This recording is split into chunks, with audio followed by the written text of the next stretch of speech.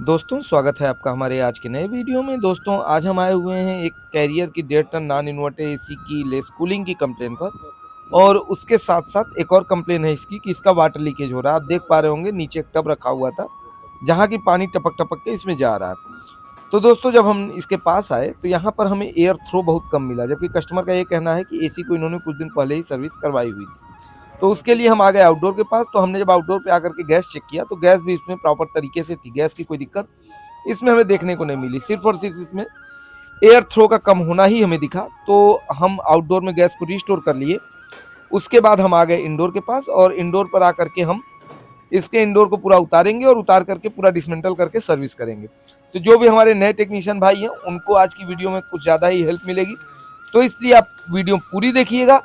और वीडियो अगर अच्छी लगेगी तो प्लीज़ पेज को फॉलो करना ना भूलिएगा, और यूट्यूब पर अगर आप देखते हैं तो बनारसी गुरु मनीष चैनल को ज़रूर सब्सक्राइब कीजिएगा। तो दोस्तों यहाँ पर हम इंडोर को बाहर निकला दिए हैं और यहाँ की जितने भी कार्य होंगे ये सारे के सारे जो हमारे असिस्टेंट हैं, जो हेल्पर हैं, वही ये काम पूरा करेंगे।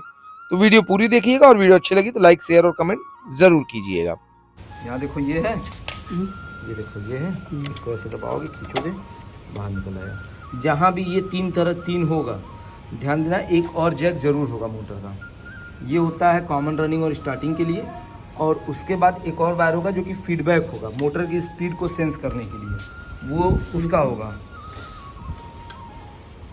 अंदर कहाँ घुस रहे हो, यहीं पे होगा कहीं। एक ये है, ये स्विंग का है, ये जो है ये स्विंग का है, इसको निकालो। ये देखो है फीडबैक का ये वाला है, ठीक है, ये निकाले। अब तुम्हारा क्या हुआ, पीसीबी तुम्हारा अलग हो गया, कुछ नहीं होगा। बस ये सेंसर वेंसर है, सेंसर वेंसर निकाल लो, यहाँ से खींच लो आराम से फंसा के। जहाँ भी अगर इस तरह का अगर तार, अगर यहाँ 5 होगा, अगर यहाँ पे 5 होगा, ध्यान दो, यहाँ 5 होगा तब एक ही जैक होगा। लेकिन अगर 3 है तो समझ लो उसके साथ एक अलग वायर जरूर लगा होगा, वो ढूंढो कहाँ है।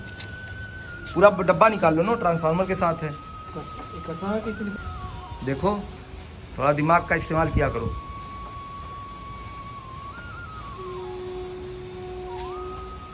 पूरा कपड़ा का तो दोस्तों यहाँ पर पीसीबी हमारी अलग हो गई है। अब उसके बाद जो इसका एवोपरेटर है, जो कॉयल है, उसको अब हम अलग कर रहे हैं। उसके लिए स्क्रू लगे होते हैं नीचे और ऊपर साइड में। तो नीचे का स्क्रू खोल लिया गया है। अब ये ऊपर की साइड में आप देखेंगे, यानी जो लेफ्ट साइड होती है ऐसी, उस तरफ भी 2 स्क्रू लगे होते हैं। उन दोनों स्क्रू को खोलेंगे तो उससे हमारा एवोपरेटर पूरी तरह से अलग हो जाएगा। तुम्ही को वायरल करेंगे, निकालो, नीचे करो, नीचे रखो।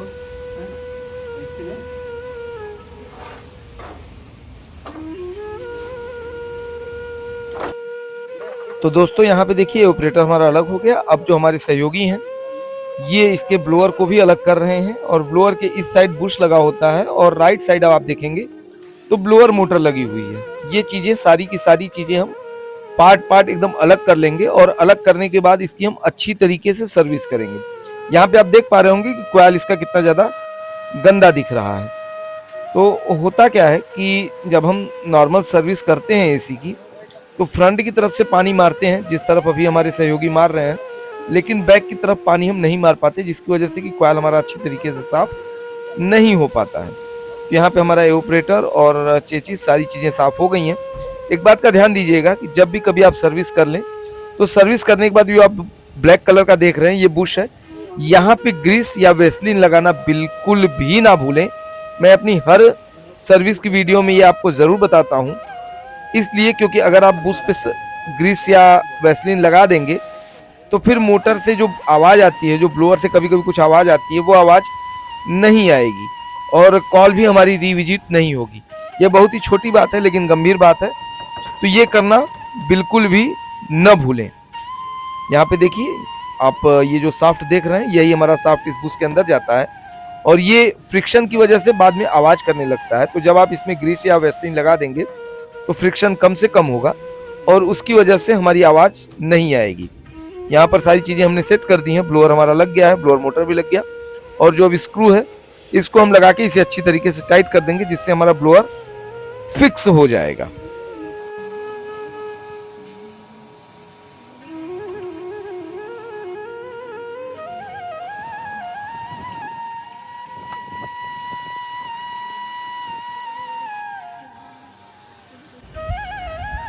दोस्तों यहाँ पर हमने वैक्यूम लगाया हुआ था और वैक्यूम हमारा अब कंप्लीट हो गया है।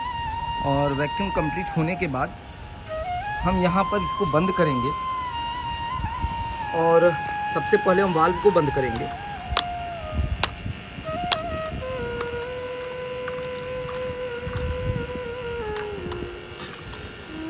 और वाल्व बंद करने के बाद ही हम मशीन को बंद करेंगे। अगर हम पहले मशीन बंद कर देते हैं तो हमारा वैक्यूम बेकार हो जाएगा।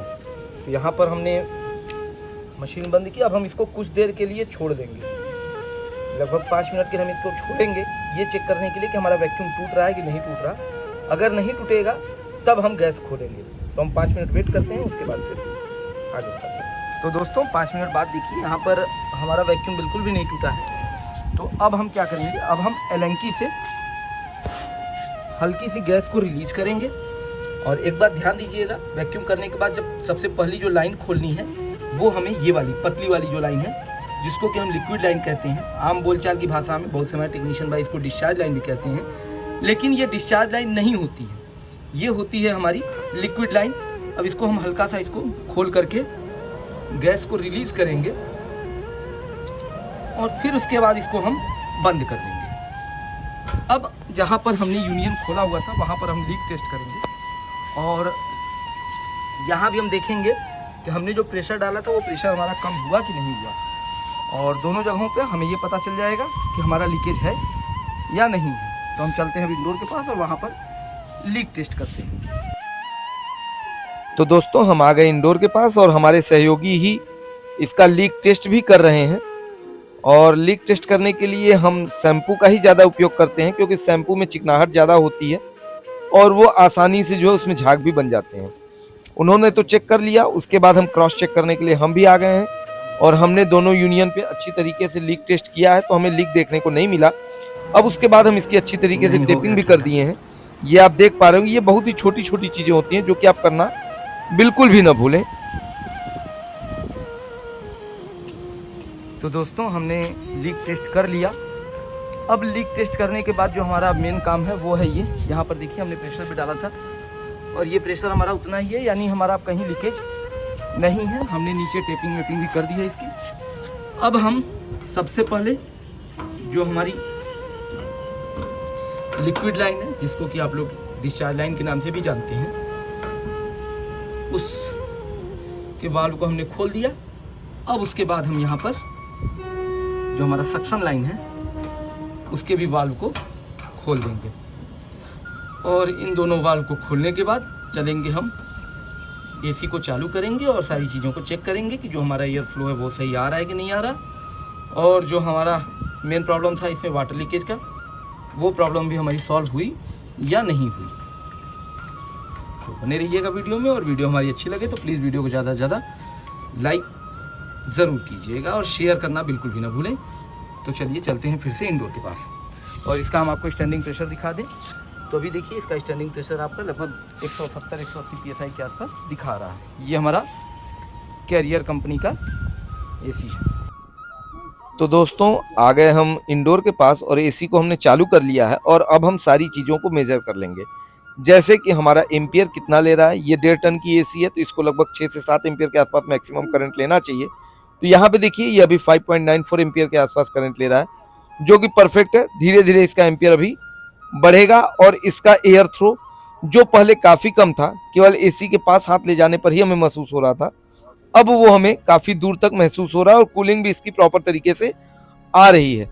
दोस्तों उम्मीद करता हूँ आपने हमारी वीडियो पूरी देखी होगी और हमारी वीडियो से आपने आज जरूर नया कुछ जरूर से जरूर सीखा होगा। तो प्लीज़ वीडियो को ज़्यादा से ज़्यादा लाइक कीजिए, शेयर कीजिए और हमारे फेसबुक पेज पर हैं तो पेज को फॉलो करना ना भूलें। मिलते हैं किसी और नई वीडियो में, तब तक के लिए जय हिंद।